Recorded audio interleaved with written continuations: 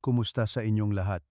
Ako si Dr. Renato Bagani at ngayon ay tatalakayin natin ang paksa ng lihim ng magsasaka, paano gumaling ang bato sa tulong ng magsasaka sa Pilipinas. Kailanman ba'y napansin mo ang maliliit na puting bula sa iyong ihi na tila walang pinsala ngunit nagdudulot ng panlulumo at pag-aalala? At paano naman ang pagbangon ng 2 o 3 beses sa gabi para umihi na nagre-resulta sa magulong pagtulog, mabigat na pakiramdam, pagkagising at pagkawala ng sigla sa buong araw? Marami sa inyo ang nagbahagi sa akin na matagal na nilang napapansin ang mga bula sa ihi, ngunit hindi nila ito masabi sa kahit sino at lalong ayaw nilang magpakonsulta sa doktor dahil sa takot na sabihin na mahina ang kanilang bato, mataas ang creatinine at mangangailangan ng mahabang paggamot. Ang mga kwentong ito, bagamat tila simple, ay nagdulot sa akin ng matinding pag-aalala dahil karamihan sa mga matatanda ay nahaharap sa unti-unting paghina ng kanilang glomerulimang filter sa bato. Ngunit iilan lang ang nakakaalam na ang katawan ay may kakayahang magpagaling sa sarili kung naiintindihan natin ang tamang paraan ng pangangalaga. Ang magandang balita ay hindi ka nag-iisa. Mayroong mga solusyon na napakalapit, nasa loob mismo ng pamilyar na kusina ng bawat pamilyang Pilipino na makakatulong sa iyong bato na makapagpahinga, mas magaan na masala ang dugo, at makatulog ka ng mahimbing bawat gabi nang hindi gumagamit ng mamahaling gamot. At ngayon, gusto kong ibahagi sa inyo ang isang lihim na tila napakapamilyar, ngunit iilan lang ang nakakaalam kung paano gamitin ng tama. Ang tenga ng daga, wood ear mushroom, isang karaniwan at malambot na itim na kabute na akala mo ay ginagamit lang sa pagluluto, ngunit sa tradisyonal na gamot ay itinuturing na magic herb para sa sirkulasyon ng dugo. Sa modernong pananaw naman, naglalaman ito ng polysaccharides at adenosine, dalawang natatanging aktibong sangkap na tumutulong na bawasan ang lapot ng dugo, bahagyang binabawasan ang pamamaga sa glomeruli, at sumusuporta sa pagpapanatili ng creatinine sa natural na paraan. Ngunit ang pinakamagandang bahagi ay hindi lang sa tenga ng daga matatagpuan, kundi sa paraan ng pagsasama nito sa mga sangkap na madaling makita sa hapagkainan ng mga Pilipino upang makabuo ng golden duo na magpapalakas sa bato araw-araw. Sa video na ito, ipapakita ko sa inyo ang 6 na napakasimpleng paraan ng paggamit ng tenga ng daga na may napakagandang epekto sa mga may mahinang bato. Kung hindi ka makatulog ng maayos at madalas umihi sa gabi, may paraan upang mabawasan ang mga puting bula sa iyong ihi. May paraan upang pakalmahin ang nerbiyos at mapabuti ang dugo para sa mas mahimbing na pagtulog. May paraan upang dahan-dahang linisin ang dugo, bawasan ang pagkapagod at mawala ang mabigat na pakiramdam tuwing umaga. Lalo na sa ikalawa at ika-6 na paraan, magugulat ka dahil sa kaunting pagbabago lang sa pagluluto. Ang epekto ng tenga ng daga sa bato at circulatory system ay lubhang kapansin-pansin. Ibabalita ko rin sa inyo ang mga totoong kwento ng mga matatanda na sumubok nito at nakaranas ng banayad ngunit positibong pagpapabuti sa loob lamang ng 2 linggo. Kaya manood kayo ng buong video na ito. Sino ang nakakaalam? Baka isang simpleng pagkain, isang maliit ngunit tamang pagbabago ay makakatulong sa iyong bato na gumaan, makatulog ng mahimbing, at muling makahanap ng sigla araw-araw. At kung ngayon ka lang nanonood sa kanyang channel, pakipindot ang subscribe button at i-bell para may pagkakataon akong magpadala sa inyo bawat linggo ng mas maraming natural at ligtas na pamamaraan upang protektahan ang bato, mapabuti ang pagtulog, at panatilihing malusog ang katawan. Simulan na natin, mga mahal ko, upang maunawaan kung bakit nakakatulong ang tenga ng daga sa pagpapagaan ng bato araw-araw. Kailangan muna nating maunawaan ang isang napakahalagang bagay. Ang pagbubula ng ihi at madalas na pag-ihi sa gabi ay hindi basta-basta. Ito ay ang tahimik na tinig ng iyong bato na labis na nagtatrabaho sa modernong medisina. Ang bato ay parang dalawang pinakamaselang filter sa katawan. Bawat araw, ang dalawang bato ay kailangang magsala ng mahigit 150 litro ng dugo, panatilihin ang mga kinakailangang sangkap at ilabas ang mga lason sa pamamagitan ng ihi. Ngunit habang tumatanda, ang glomeruli na napakaliit na filter ay nagsisimulang masira. Ang mga pinsalang ito ay napakagaan, nangyayari ng tahimik, ngunit nagiging sanhi ng paglabas ng maliit na dami ng protina, at kapag ang protina ay nakatagpo ng tubig, bumubuo ito ng maliliit na puting bula. Ang mga matatanda ay nahaharap din sa isa pang problema. Sa gabi, ang bato ay mas mabagal magtrabaho, mas madaling nilalamig ang katawan na nagiging sanhi ng pag-ipon ng ihi at nagpapasigla sa pantog ng maraming beses. Hindi lamang nagdudulot ng madalas na pag-ihi sa gabi, kundi pati na rin ang magulong pagtulog, matinding pagkapagod pagkagising, na parang hindi nakapagpahinga ng maayos ang katawan. Iyan ang dahilan kung bakit maraming sa inyo, kahit na nagpa-check up at sinabing normal ang bato, ay talagang pagod, madalas umihi sa gabi, at may bula ang ihi. Dahil ang mga senyales na ito ay hindi palaging lumalabas sa mga resulta ng pagsusuri, kundi maagang babala na kailangan ng tulong ang bato. Kaya ano ang sinasabi ng tradisyonal na gamot tungkol sa kondisyong ito? Sa tradisyonal na gamot, ang bato ay itinuturing na ugat ng buhay, kung saan nakaimbak ang jing mahahalagang esensya at kinokontrol ang buong balanse ng katawan. Kapag mahina ang bato, tinatawag ito ng tradisyonal na gamot na kidney key deficiency o kidney yang deficiency. Nangangahulugan ito na ang apoy sa loob ng katawan ay humihina, ang key enerhiya at dugo ay hindi dumadaloy ng maayos, at ang mga lason ay mas matagal na naiipon. Ang mga may mahinang bato ay kadalasang may mga senyales tulad ng malamig na paa, malamig na tiyan, pananakit ng likod, pagod na espiritu, mahinang pagtulog, at madalas na pag-ihi sa gabi. Pansinin mo, ang mga matatanda ay madaling nilalamig sa loob. Kapag malamig ang katawan, mas mabagal magtrabaho ang bato, at kapag mahina ang bato, ang pantog ay nasisigla, at kapag nasisigla ang pantog, mahirap iwasan ang madalas na pag-ihi sa gabi. Ang lahat ay may malapit na kaugnayan, at sa oras na ito, hindi kailangan ng katawan ng malalakas na gamot, hindi kailangan ng komplikadong pamamaraan. Ang kailangan lang ng katawan ay i-regulate ang ki at dugo at linisin ang dugo. Kapag malinis ang dugo, malusog ang bato. Kapag malusog ang bato, natural na mas mahimbing ang pagtulog. Iyan ang dahilan kung bakit ang tenga ng daga ay naging isang tahimik na tagapagligtas sa maraming lumang remedyo ng mga magsasaka. Ang tenga ng daga o itim na kabute sa tradisyonal na gamot ay nauuri bilang cooling blood, activating blood, at moisturizing dryness. Sa madaling salita, tumutulong ang tenga ng daga sa tatlong bagay. Una, nililinis ang daloy ng dugo, inilalabas ang naipong lason. Ikalawa, pinapanipis ang dugo na tumutulong sa bato na mas madali at mas magaan na magsala. Ikatlo, binabasa ang tiyan, nilalabanan ang pagkatuyo, binabawasan ang init sa loob, binabawasan ang pagkatuyo, at binabawasan ang pagkasensitibo ng pantog, hindi lamang sa tradisyonal na gamot, kundi pati na rin sa modernong medisina, ay may maraming kapansin-pansing pag-aaral. Ang tenga ng daga ay naglalaman ng malaking halaga ng polysaccharides. Ito ay isang aktibong sangkap na may kakayahang bawasan ang bahagyang pamamaga sa katawan, lalo na sa mga dingding ng daluyan ng dugo at glomeruli. Kapag nabawasan ang pamamaga, ang filter ng bato ay mas maayos na gumagana, mas kaunting protina ang lumalabas, at ang mga puting bula ay unti-unting nababawasan. Bilang karagdagan, ang tenga ng daga ay naglalaman ng adenosine, isang natural na sangkap na nagpapaluwag sa mga microvessel, nagpapabuti ng sirkulasyon ng dugo sa bato, utak, at puso.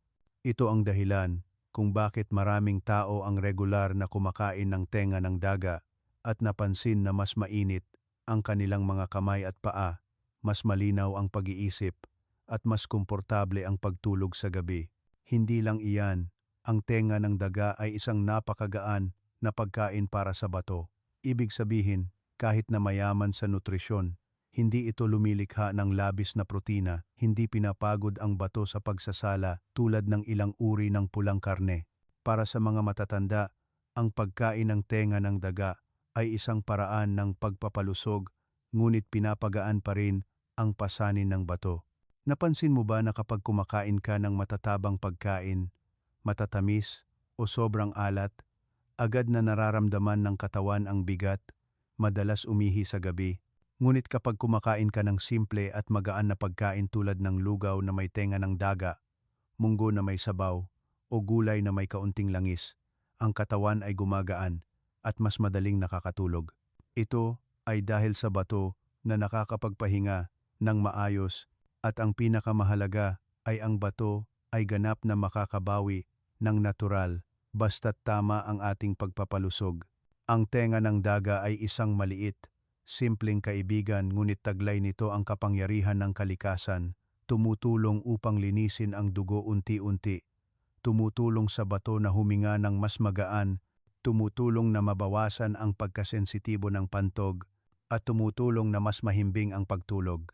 Pagkatapos nito, ipapakita ko sa inyo ang 6 na napakadaling gawin, madaling kainin, ngunit napakabisa na paraan ng paggamit ng tenga ng daga para sa mga may mahinang bato, may bula ang ihi, at madalas umihi sa gabi. Ang bawat paraan ay akma sa iba't ibang kondisyon ng katawan upang mapili mo ang pinakaangkop para sa iyo. Mahal kong mga kaibigan, simulan na natin ang unang paraan. Paraan 1, tenga ng daga at lotus seeds na nilaga, ang golden duo para sa tahimik na gabi at malinis na dugo. Mga mahal kong kaibigan, sa 6 na paraan ng paggamit ng tenga ng daga na gusto kong ibahagi ngayon, uunahin ko ang nilagang tenga ng daga na may lotus seeds. Una, dahil ang lutong ito ay hindi lamang madaling gawin at kainin, kundi akma rin sa halos lahat ng matatanda, lalo na sa mga madalas magkaroon ng magulong pagtulog, madalas umihi sa gabi, pagod pagkagising, at mahinang pag-iisip. Ang lotus seeds ay matagal nang itinuturing na natural na pampakalma, samantalang ang tenga ng daga ay isang pagkaing naglilinis ng dugo, nagpapagalaw ng dugo, at nagpapabasa sa pagkatuyo. Kapag pinagsama ang dalawang sangkap na ito, bumubuo sila ng isang pagkaing parehong malusog at pampalusog na tumutulong sa bato na bawasan ang pasanin, tumutulong sa pantog na mabawasan ang pagkasensitibo, at lalo na nagpapabuti ng malalim na pagtulog na inaasam ng bawat matanda. Naaalala ko si Lola Elena, 72 taong gulang mula sa Laguna, na tumawag sa akin isang hapon na may boses pa ring puno ng pagkapagod. Sabi niya, nitong nakaraan ay kailangan niyang bumangon ng 3 beses sa gabi para umihi, hindi siya makatulog ng mahimbing.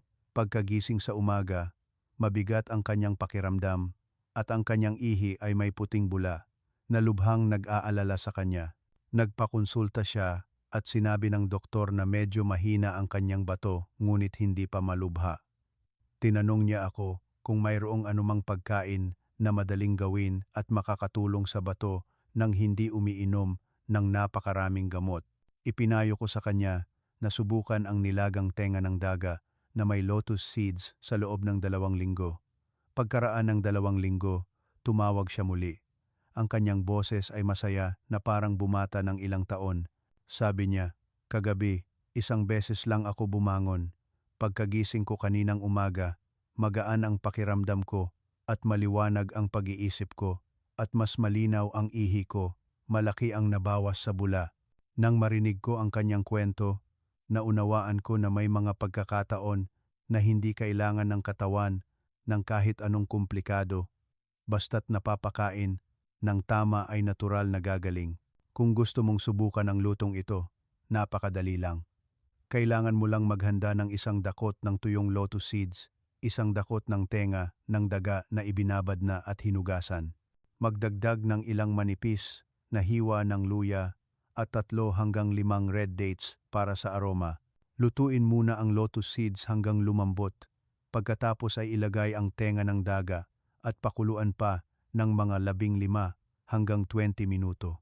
Kapag malambot na ang lahat at naghalo, kailangan mo lang timplahan ng kaunting asin para sa isang magaan na lasa. Hindi kailangan ng komplikadong pampalasa, hindi kailangan ng mantika. Mas simple, mas mabuti para sa bato.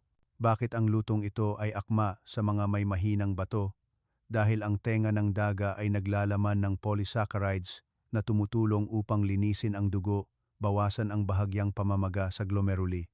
Kapag mas malinis at medyo mas manipis ang dugo, mas magaan magtrabaho ang bato at mas kaunti ang bula sa ihi.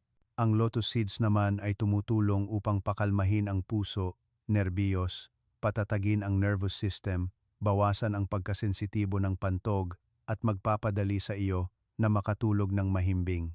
Lalo na sa mga madalas umihi sa gabi, ang lotus seeds ay parang isang banayad na dosis na tumutulong sa katawan na i-regulate ang ritmo ng pagtulog sa gabi.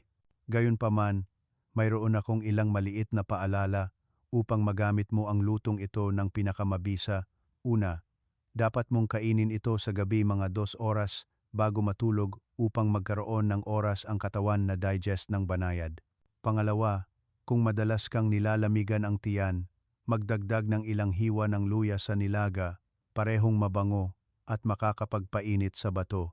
Pangatlo, dapat mong kainin ito ng regular, 3 hanggang 4 na beses bawat linggo dahil kailangan ng bato ng oras upang makibagay. Hindi ito makakabawi sa loob ng 1 o 2 araw. Kung kumain ka ng tama at regular, sa loob lamang ng 2 linggo ay mararamdaman mo ang pagbabago. Mas mahimbing na pagtulog, nabawasan ang bilang ng pag-ihi sa gabi, magaan ang pakiramdam, at mas kaunti ang puting bula sa ihi. Iyan ang senyales na ang bato ay nakakapagpahinga at unti-unting gumagaling. Pagkatapos nito, pupunta tayo sa ikalawang paraan. Lugaw na may tenga ng daga at millet, napakadaling tunawin, napakabuti para sa almusal ng mga matatanda. Huwag palampasin, mga mahal ko. Paraan 2. Lugaw na may tenga ng daga at millet, ang gintong lugaw para sa bato, mainit na tiyan, bawas bula sa ihi. Mga mahal kong kaibigan, kung ang nilagang tenga ng daga na may lotus seeds sa unang paraan ay nagdudulot ng banayad na pakiramdam, nagpapahimbing ng tulog at nagbabawas ng madalas na pag-ihi sa gabi, ang ikalawang paraan ngayon ay isang perpektong pagkain para sa almusal na nagpapagaan ng katawan, nagpapabagal sa pagtatrabaho ng bato at nagpapainit sa bituka sa isang mainit na paraan. Ang lugaw na iyon ay lugaw na may tenga ng daga at millet. Pamilyar ang pangalan, ngunit ito ay isang napakahusay na kombinasyon ng cleansing blood at activating blood, na katangian ng tenga ng daga at ang warming spleen at strengthening stomach na katangian ng millet. Mula pa noong sinaunang panahon, ang millet ay itinuturing na golden grain na tumutulong upang palakasin ang spleen, painitin ang tiyan, bawasan ang bloat, at lalo na sumusuporta sa panunaw ng mga matatanda. Ang tenga ng daga naman ay tumutulong upang linisin ang dugo, bawasan ang lapot, at bawasan ang pasanin ng pagsasala ng bato. Kapag naghalo ang dalawang pagkaing ito, bumubuo sila ng isang mangkok ng lugaw na magaan ngunit masustansiya, akma sa mga kailangan ng paggaling ng bato, bawasan ang puting bula, bawasan ang bahagyang pamamaga, at dagdagan ang sigla sa umaga. Naaalala ko pa ang isang ginang na nagngangalang Aling Nena, 68 taong gulang mula sa Baguio, na tumawag sa akin na puno ng pag-aalala. Sabi niya, nitong nakaraan ay maraming bula sa kanyang ihi at medyo namamaga ang kanyang mukha pagkagising sa umaga. Nagpakonsulta siya at sinabi ng doktor na medyo nabawasan ang filtering function ng kanyang bato. Natatakot siyang uminom ng maraming gamot, kaya tinanong niya ako kung mayroong anumang pagkain na magaan ngunit makakatulong sa katawan na mabawasan ang pagkapagod. Ipinayo ko sa kanya na subukan ang lugaw na may tenga ng daga at millet bawat umaga sa loob ng 2 linggo. Pagkaraan ng 2 linggo, tumawag siya muli at sinabi ang isang bagay na naaalala ko pa rin hanggang ngayon. Bawat umaga, Pagkakain ko ng isang mangkok ng lugaw, magaan ang pakiramdam ko na parang nabunutan ng tinik. Mas malinaw ang ihi ko, nabawasan ang bula, at hindi na rin ako bloated tulad dati. Sa totoo lang, napakatalino ng ating katawan. Basta't napapakain ng tama, alam nito kung paano gumaling nang hindi nangangailangan ng labis na komplikadong bagay. Kung gusto mong lutuin ang lugaw na ito, napakasimple lang. Kailangan mo lang maghanda ng isang dakot ng millet, isang dakot ng tenga ng daga na ibinabad na at tinadtad. Magdagdag ng ilang hiwa ng luya para sa mainit na tiyan at kaunting tinadtad na carrots para sa masarap na aroma. Lutuin muna ang millet hanggang lumambot, pagkatapos ay ilagay ang tenga ng daga. Lutuin sa mahinang apoy pa ng 10 hanggang 15 minuto. Kapag lumapot na ang lugaw, kailangan mo lang timplahan ng isang pakurot ng pink salt o rock salt para sa isang magaan na lasa at maaari mo na itong kainin. Ang ganda ng lugaw na ito ay nasa mekanismo ng double action. Ang tenga ng daga ay naglalaman ng polysaccharides na tumutulong upang linisin ang dugo, bawasan ang bahagyang pamamaga sa glomeruli at sumusuporta sa pagpapanatili ng creatinine. Ang millet ay tumutulong upang panatilihing mainit ang spleen at tiyan, nagpapabuti ng panunaw at nagbabawas ng tiyan. Dahil dito, ang pantog ay mas kaunti ang pagkasensitibo na tumutulong upang unti-unting mabawasan ang madalas na pag-ihi sa gabi. Ang luya ay nagbibigay ng init na kumakalat na tumutulong upang mapabuti ang sirkulasyon ng dugo sa ibabang bahagi ng tiyan at sumusuporta sa bato na gumana ng mas maayos. Ang lugaw na ito ay lalo na akma sa mga madalas umihi sa gabi ng 2 o 3 beses, may puting bula ang ihi, hindi makatulog ng mahimbing, pagod sa umaga, nawawalan ng gana kumain, nilalamigan ang tiyan, at hirap sa panunaw. At mayroon din akong ilang maliit na paalala upang magamit mo ito ng mas epektibo. Una, dapat mong kainin ito habang mainit pa ang lugaw dahil mas magaan ang pakiramdam ng bato kapag mainit ang tiyan. Pangalawa, dapat kainin ito sa umaga 3 hanggang 5 beses bawat linggo upang dahan-dahang mag-adjust ang katawan. Pangatlo, ang mga may mataas na blood sugar ay maaaring bawasan ang dami ng millet at dagdagan ng kaunti ang dami ng tenga ng daga. Kung regular mong gagawin ito, sa loob lamang ng 2 hanggang 3 linggo, makikita mo ang banayad, ngunit malinaw na pagbabago. Mas kaunti ang bula sa ihi, mas mahimbing ang pagtulog, mas komportable ang tiyan, at mas gising pagkagising sa umaga. Iyan ang senyales na ang bato ay gumagaling. Ngayon, inaanyayahan ko kayong pumunta sa ikatlong paraan. Isang pamilyar na pagkain, ngunit sa kaunting pagbabago lang sa pagluluto, ay magiging golden dish para sa bato at circulatory system. Lumpiang Shanghai na may kaunting mantika at pinagsamang tenga ng daga. Huwag palampasin, mga mahal ko.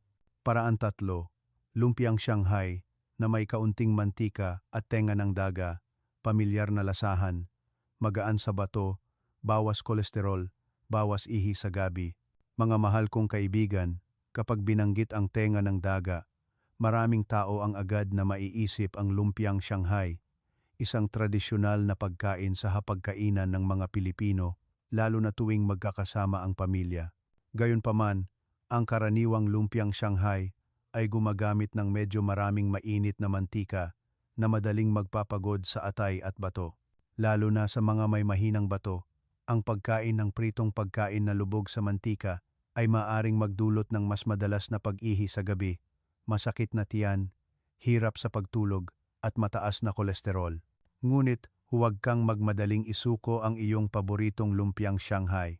Sa kaunting pagbabago lang sa pagluluto, ganap nating magagawang isang pagkaing magaan sa bato, mabuti para sa sirkulasyon, madaling tunawin, at akma sa mga matatanda ang lumpia. At ang sikreto ay nasa tenga ng daga na sinamahan ng pagprito sa kaunting mantika o pagprito gamit ang non-stick pan. Naaalala ko si Aling Carmen, 55 taong gulang mula sa Pampanga, na dating mahilig kumain ng lumpia, ngunit pinayuhan ng doktor na bawasan ang mga pritong pagkain dahil madalas siyang umihi sa gabi mataas ang kolesterol, at medyo mahina ang kanyang bato. Tumawag siya sa akin at tinanong, "Miss, gustong-gusto ko ang lumpia, pero takot ako kumain. Baka madalas na naman akong umihi buong gabi. May paraan ba para gumawa ng lumpia na mabuti pa rin sa bato?" Ipinayo ko sa kanya ang paraan ng paggawa ng lumpia na may kaunting mantika at tenga ng daga at i-steam muna bago iprito. Pagkaraan ng 2 linggo, masaya niyang sinabi, "Masarap kainin, madaling tunawin, at hindi na rin ako gaanong bumabangon sa gabi tulad ng dati. Magaan ang pakiramdam ng tiyan ko. Kung gusto mong subukan ang lutong ito, gawin mo ang sumusunod. Una, maghanda ng tenga ng daga na ibinabad na, hinugasan at tinadtad. Ihalo ang tenga ng daga sa tinadtad na baboy, pwedeng chicken breast na giniling. Magdagdag ng tinadtad na carrots, shiitake mushrooms, tinadtad na sibuyas na ginisa at kaunting cellophane noodles na ginupit-gupit. Kung gusto mo ng mas magaan sa bato, maaari mong palitan ang karne ng oyster mushrooms o dinurog na tokwa, masarap din at madaling kainin. Pagkatapos balutin ang lumpia, hindi natin ito direktang iprito sa mainit na mantika tulad ng dati. Sa halip, i-steam ang lumpia sa loob ng 7 hanggang 10 minuto upang maluto ito ng bahagya. Pinapanatili ang lasa, ngunit hindi sumisipsip ng mantika. Pagkatapos ay gumamit ng non-stick pan, pahiran ng manipis na mantika, 1 kutsarita lang ay sapat na. Ilagay ang lumpia sa kawali, iprito sa mahinang apoy hanggang maging golden brown ang magkabilang gilid.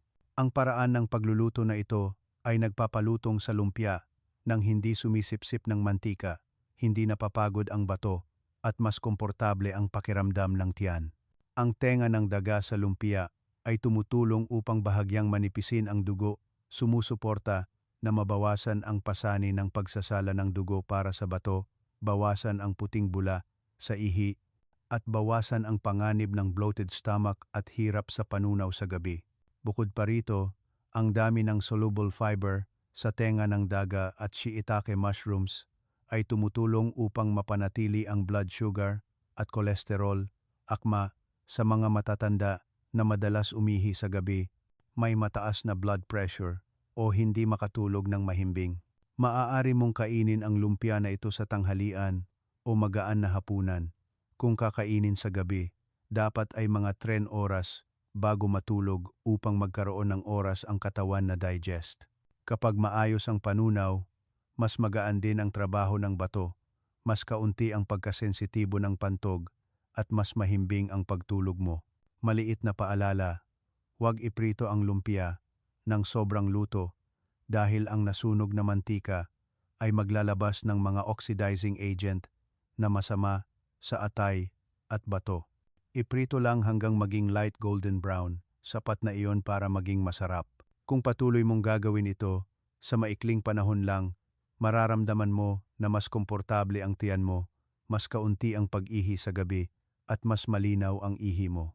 Ipinapakita nito na ang katawan ay umaangkop ng maayos sa mga pagkaing magaan sa bato tulad nito. Ngayon, lumipat na tayo sa ika-4 na paraan, ang ginisang tenga ng daga at shiitake mushrooms, isang mabango at simpleng pagkain, ngunit napakabisa sa pagsuporta sa bato. Manood ka pa, mga mahal ko. Paraan 4. Ginisang tenga ng daga at shiitake mushrooms, simpleng lutuin para sa malinis na dugo, bawas pamamaga, at malalim na pagtulog.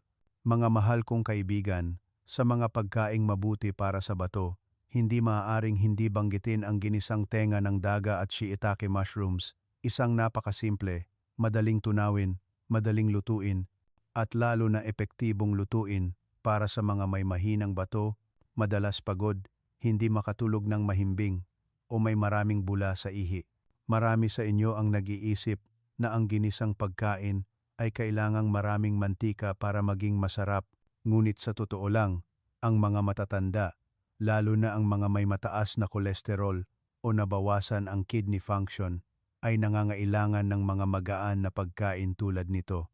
Ang tenga ng daga ay tumutulong upang linisin ang dugo, samantalang ang shiitake mushrooms ay tumutulong upang palakasin ang immune system, dagdagan ang ki, enerhiya, mapabuti ang sirkulasyon, at sumuporta sa bato sa natural na paraan.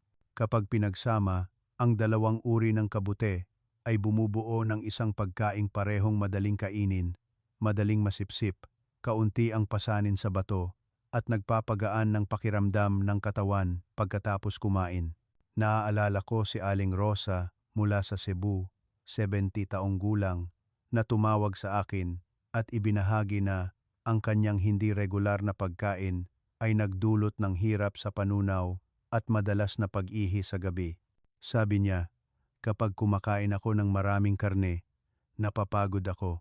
Kapag kumakain ako ng isda, bloated ako. At kapag kumakain ako ng kaunti, wala naman akong lakas. May pagkain ba na parehong magaan at mabuti para sa bato? Iminungkahi ko sa kanya na subukan ang 3 araw na simpleng meal plan kasama ang ginisang tenga ng daga at shiitake mushrooms. Sa loob lamang ng 1 linggo, tumawag siya muli at sinabi, magaan ang pakiramdam ng tiyan ko, mainit ang katawan ko, 1 beses lang ako bumangon sa gabi, at mas malinaw ang ihi ko.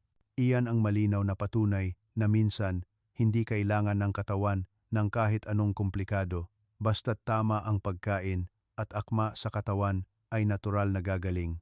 Kung gusto mong gawin ang lutong ito, napakasimple lang. Kailangan mo lang maghanda ng 1 dakot ng tenga ng daga na ibinabad na at hiniwa ng pinong-pino. 1 dakot ng shiitake mushrooms na ibinabad na at pinalabas ang tubig, magdagdag ng kaunting tinadtad na bawang, hiniwang luya at ilang hiwa ng carrots para sa natural na tamis ng pagkain. Igisa ang bawang sa kaunting olive oil o sesame oil. Ilagay muna ang shiitake mushrooms at igisa hanggang lumambot. Pagkatapos ay ilagay ang tenga ng daga at carrots at igisa. Timplahan ng kaunting pink salt, ground pepper, at ilang patak ng patis para sa masarap na aroma. Igisa sa mahinang apoy hanggang maghalo ang lahat. Ang nagpapaganda sa lutong ito para sa mga may mahinang bato ay ang napakagaan ngunit napakalalim na mekanismo ng pagtutulungan.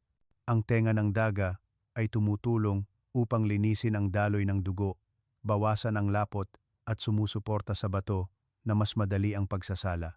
Ang shiitake mushrooms ay naglalaman ng ergothioneine at beta-glucan, 2 aktibong sangkap na tumutulong upang bawasan ang bahagyang pamamaga, mapabuti ang sirkulasyon, at dagdagan ang resistensya ng katawan. Ang luya ay tumutulong upang painitin ang tiyan, bawasan ang lamig sa loob, na siyang dahilan kung bakit madalas umihi ang mga matatanda sa gabi. Lalo na, ang lutong ito ay ganap na hindi nagdudulot ng pasanin sa protina para sa bato, napakabuti para sa mga nasa yugto, kung saan mahina ang bato o medyo mataas ang creatinine. Maaaring kainin ang lutong ito kasama ng kanin, lugaw o bilang side dish sa hapunan. Kung kakainin sa gabi, mararamdaman mo na magaan ang katawan, komportable ang tiyan, madaling makatulog, at mas kaunti ang bigat sa ulo pagkagising sa umaga. Ilang maliit na paalala, gumamit ng napakakaunting mantika, pinakamabuti ay olive oil o sesame oil. Huwag timplahan ng sobrang alat dahil ang maraming asin ay nagpapahirap sa bato. Ang mga may mahinang tiyan at madaling nilalamig ay dapat magdagdag ng ilang hiwa ng luya upang mas mainit at madaling tunawin ang pagkain. Kung regular mong kakainin ang lutong ito, 3 hanggang 4 na beses bawat linggo, sa maikling panahon lang, mapapansin mo na mas kaunti ang bula sa ihi, mas komportable ang tiyan, mas mahimbing ang pagtulog.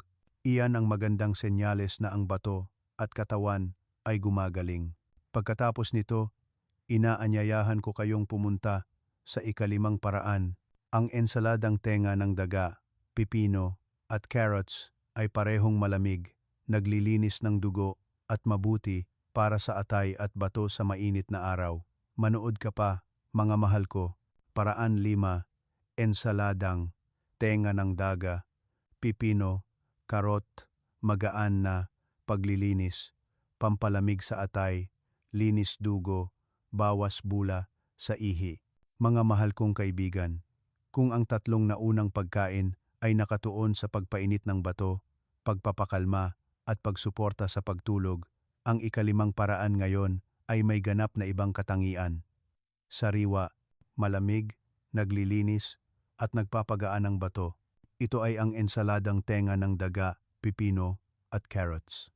Isang simpleng pagkain ngunit nagbibigay ng sariwang pakiramdam sa katawan, lalo na kapag ipakinabang sa mainit na araw o kapag ang katawan ay nakakaramdam ng bigat, pagod, madalas umihi sa gabi, at maitim ang ihi. Marami sa inyo ang madalas baliwalain ang salad dahil sa pag-iisip na ito ay akma lamang sa mga kabataan. Ngunit sa totoo lang, para sa mga matatanda, kapag nagsimulang humina ang atay at bato at bumagal ang panunaw, ang mga sariwa at magaan na pagkain tulad ng salad ay napakabuti. Ang tenga ng daga sa lutong ito ay tumutulong upang linisin ang dugo, samantalang ang pipino at carrots ay nagdaragdag ng natural na tubig, nagbibigay ng fiber na tumutulong upang mabawasan ang pagkasensitibo ng pantog, at dahil dito, nababawasan ang madalas na pag-ihi sa gabi, nababawasan ang pakiramdam ng pagsunog kapag umiihi, at nababawasan ang puting bula ng napakalinaw. Naaalala ko si Aling Vicky, 66 taong gulang mula sa Batangas, na tumawag sa akin at sinabi na madalas siyang nakakaramdam ng bahagyang pananakit kapag umiihi, madalas umihi sa gabi, at maitim ang ihi. Sabi niya, hindi niya kayang kumain ng matatabang pagkain dahil bloated siya at hirap sa panunaw. Iminungkahi ko sa kanya na subukan ang ensaladang tenga ng daga, pipino, at carrots sa tanghalian, 3 beses bawat linggo. Sa maikling panahon lang, tumawag siya at sinabi sa isang magaan na boses, "Magaan ang pakiramdam ng katawan ko, mas malinaw ang ihi ko, hindi na masakit, at mas tahimik din ang pagtulog ko sa gabi." Ipinapakita nito na ang sariwang pakiramdam at ang natural na dami ng tubig mula sa gulay ay talagang tumutulong sa bato at urinary tract na makapagpahinga. Kung gusto mong gawin ang lutong ito, napakasimple lang. Kailangan mo lang maghanda ng isang dakot ng tenga ng daga na ibinabad na at hiniwa ng pinong-pino, isang pipino na hiniwa ng manipis at inalis ang buto para mawala ang tubig, at isang carrot na ginadgad.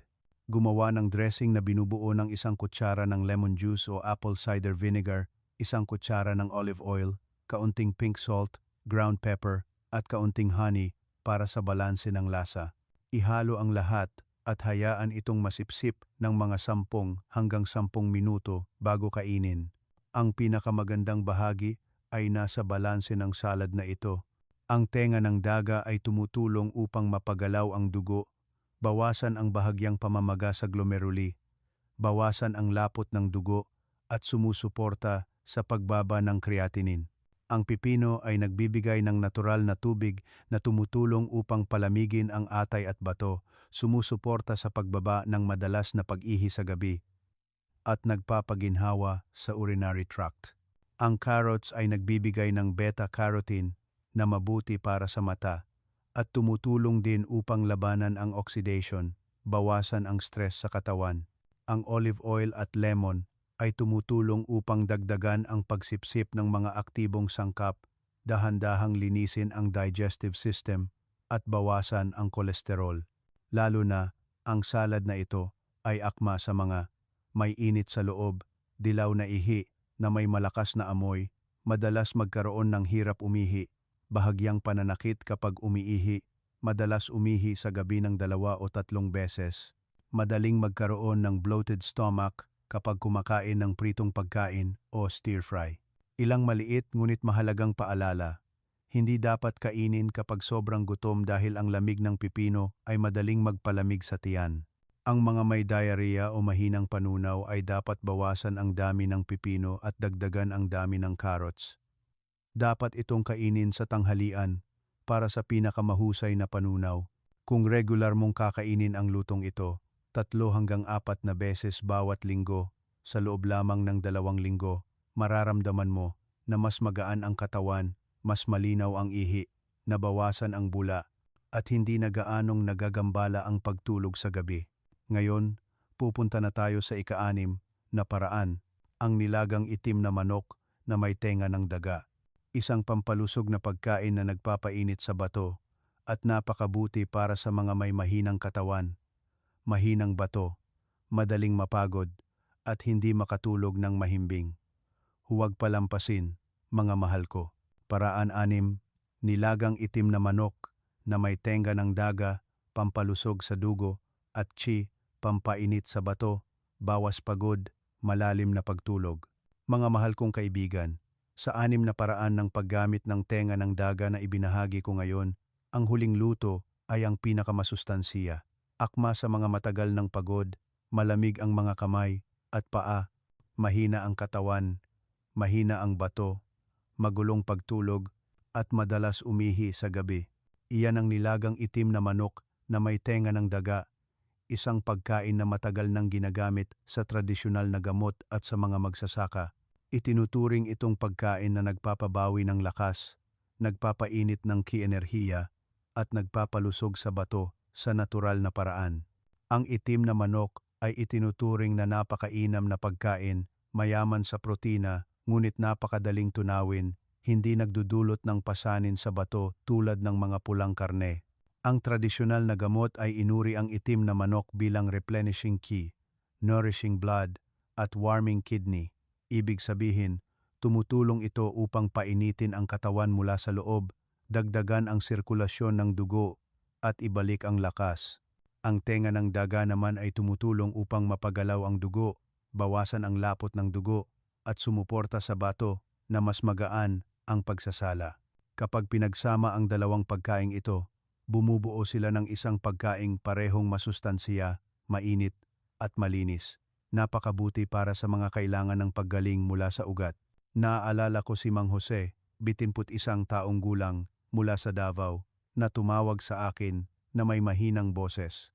Sabi niya, nitong nakaraan ay hindi siya makatulog ng mahimbing, pagod ang kanyang pakiramdam mula umaga hanggang hapon, maraming bula sa ihi, at madalas umihi sa gabi ng 2 o 3 beses. Natatakot siyang uminom ng gamot dahil sa epekto sa tiyan. Kapag kumain ng maraming karne, ay mabigat ang tiyan. Kapag kumain ng kaunti, ay wala siyang lakas. Tinanong ko siya kung maaari niyang subukan ang nilagang itim na manok na may tenga ng daga 2 beses sa 1 linggo. Pumayag siya at naging matatag. Sa loob lamang ng 3 linggo, tumawag siya muli na malakas na ang boses. Kagabi, 1 beses lang ako bumangon, mas malinaw ang ihi ko at hindi na rin gaanong nilalamig ang katawan ko. Pagkagising ko kaninang umaga, maliwanag ang pag-iisip ko. Nang sabihin niya iyon, alam kong natanggap ng kanyang katawan ang tamang bagay na kailangan nito. Kung gusto mong lutuin ang lutong ito, gawin mo ang sumusunod. Maghanda ng 1 itim na manok na nalinis na, 1 dakot ng tenga ng daga na ibinabad na at hiniwa ng pinong-pino, ilang hiwa ng luya, red dates, lotus seeds, o goji berries kung gusto. Ilagay ang lahat sa kaldero, magdagdag ng pink salt at kaunting tinadtad na sibuyas, takpan ng tubig at pakuluan sa mahinang apoy mula 5 oras hanggang 5 oras at 30 minuto. Kapag malambot na ang karne, malinaw ang sabaw, at bumabango ang aroma, tapos na ang luto. Ang mahalaga ay huwag timplahan ng sobrang alat dahil ang alat ay nagpapahirap sa bato, mas simple, mas mabuti. Ang dahilan kung bakit ang nilagang itim na manok na may tenga ng daga ay mabuti para sa bato ay nasa mekanismo. Ang itim na manok ay nagbibigay ng madaling tunawin na protina na tumutulong upang ibalik ang lakas, ngunit hindi nagdudulot ng pasanin sa pagsasala ng bato. Ang tenga ng daga ay tumutulong upang linisin ang dugo, bawasan ang bahagyang pamamaga, at bawasan ang puting bula sa ihi.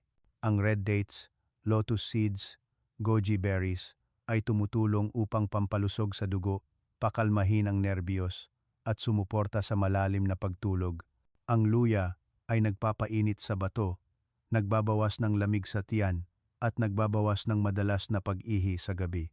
Ang lutong ito ay lalo na akma sa mga mahina ang bato, matagal ng pagod, madalas nilalamig ang tiyan, malamig ang mga kamay at paa, may puting bula ang ihi, maikli ang pagtulog o madalas magising, at mahina ang resistensya pagkatapos magkasakit. Ilang maliit na paalala. Dapat kainin ang lutong ito sa tanghalian o hapon. Hindi dapat kainin nang masyadong malapit sa oras ng pagtulog.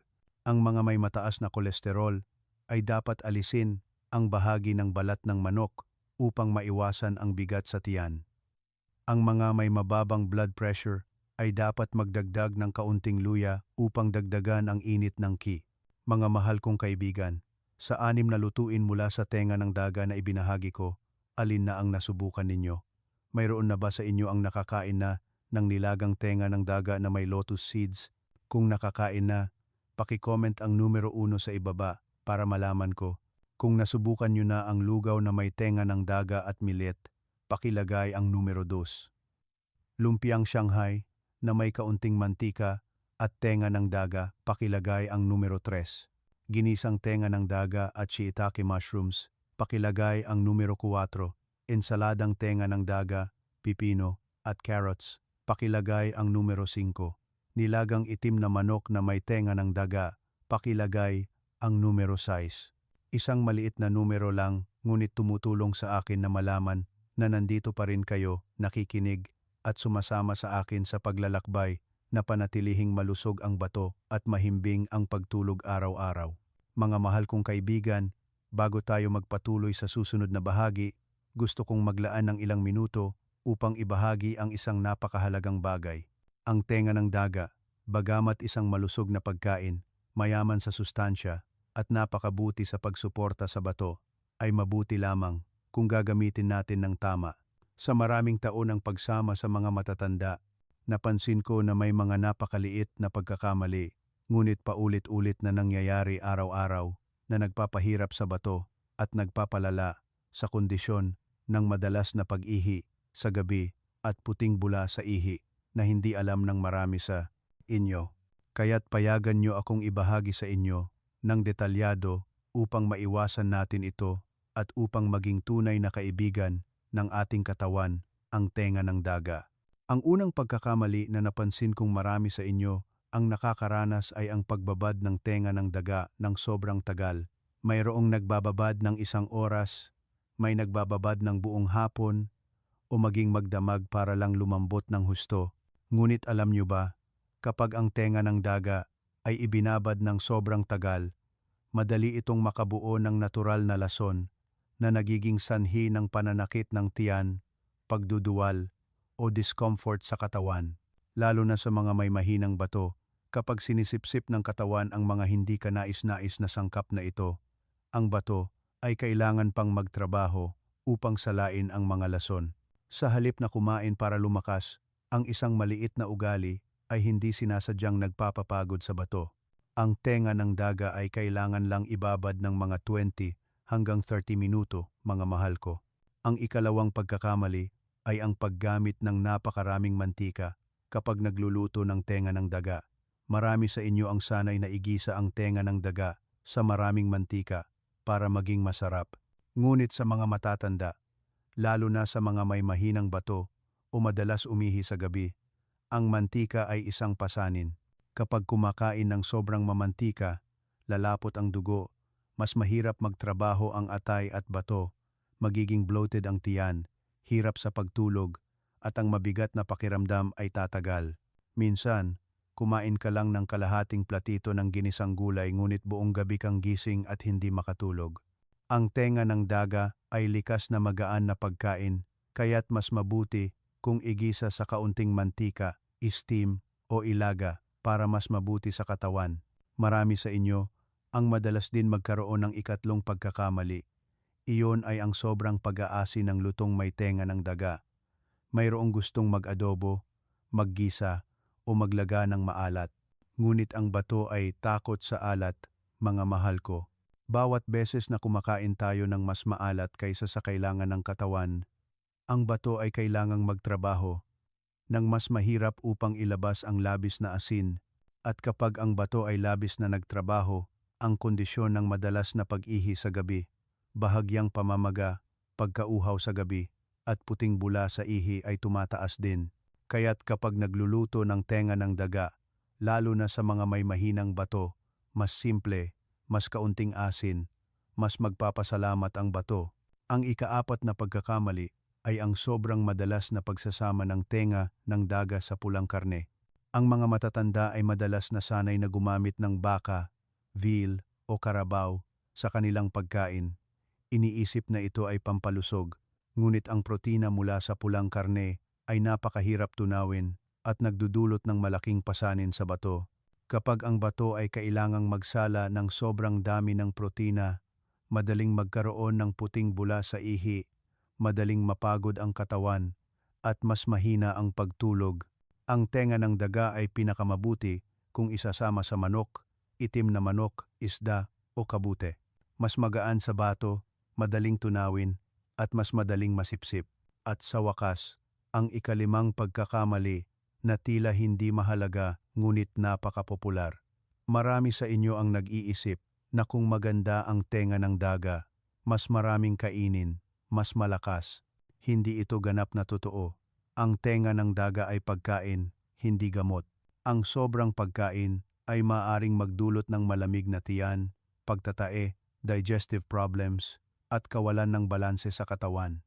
Ang ating katawan ay parang isang puno, diligan ng tamang dami ng tubig, magiging berde, diligan ng sobrang dami, malulunod. Ang tenga ng daga ay ganoon din, kumain ng sapat, regular sa umaga, tanghalian, at gabi, balanse, upang masipsip ng husto ng katawan. Nakikita ninyo, basta't maiwasan lang ang 5 maliliit na pagkakamaling ito, ang tenga ng daga ay magiging isang malakas na katulong na magpapagaan ng bato araw-araw.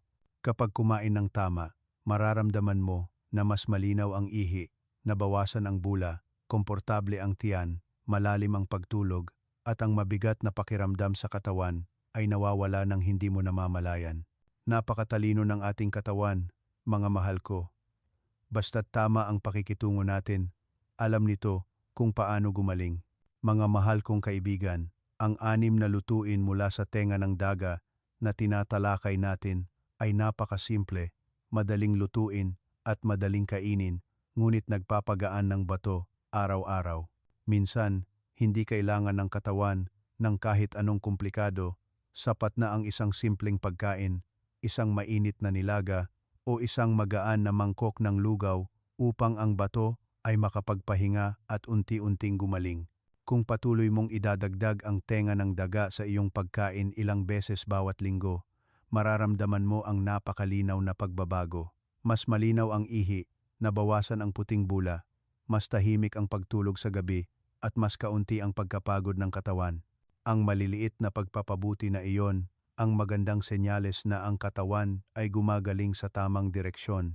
Kung nakita mong kapakipakinabang ang nilalaman ngayon, pakipindot ang subscribe button sa kanyang channel upang patuloy kitang masamahan sa susunod na mga video. At kung nakikinig ka pa rin hanggang sa huli, pakiiwan ang numero 7 sa seksyon ng komento upang malaman kung kasama ka pa rin.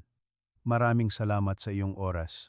Nais kong laging malusog ka, makatulog ng mahimbing, at mapanatili ang kapayapaan ng isip araw-araw.